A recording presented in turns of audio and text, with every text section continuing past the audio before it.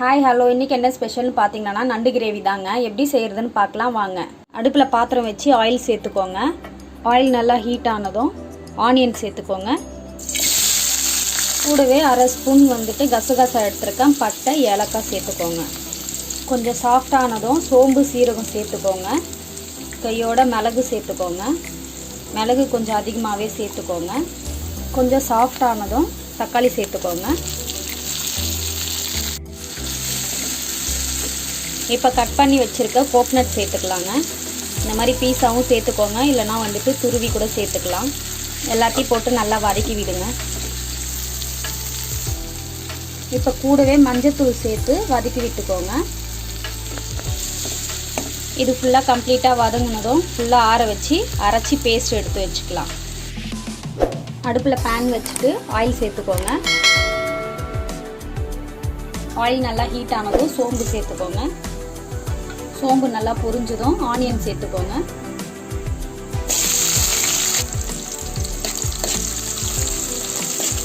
Onion நல்லா வதங்கினதும் தக்காளி சேர்த்துக்கலாம். கூடவே கருவேப்பிலையும் சேர்த்துக்கோங்க.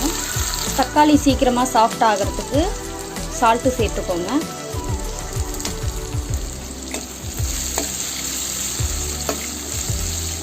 இப்போ இஞ்சி பூண்டு சேர்த்துக்கோங்க, ஒரு ஸ்பூனு.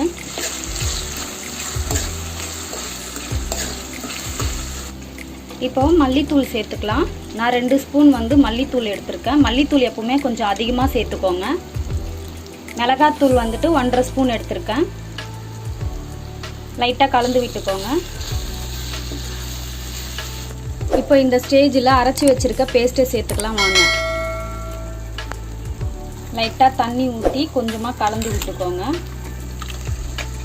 ரொம்பவும் தண்ணி ஊற்றிடாதீங்க. நண்டு கிரேவி கொஞ்சம் திக்காக இருந்தால் தான் சாப்பிட்றதுக்கு நல்லாயிருக்கும். இந்த ஸ்டேஜில் கரம் மசாலா, மஞ்சத்தூள் கொஞ்சமாக சேர்த்துக்கோங்க.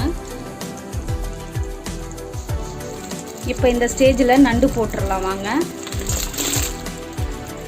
நண்டு போட்டு ரொம்ப நேரம் வேக வைக்கக்கூடாது. ஒரு 10 மினிட்ஸ்லேயே நண்டு நல்லா குக் ஆகிடும். லைட்டாக கலந்து விட்டுக்கோங்க.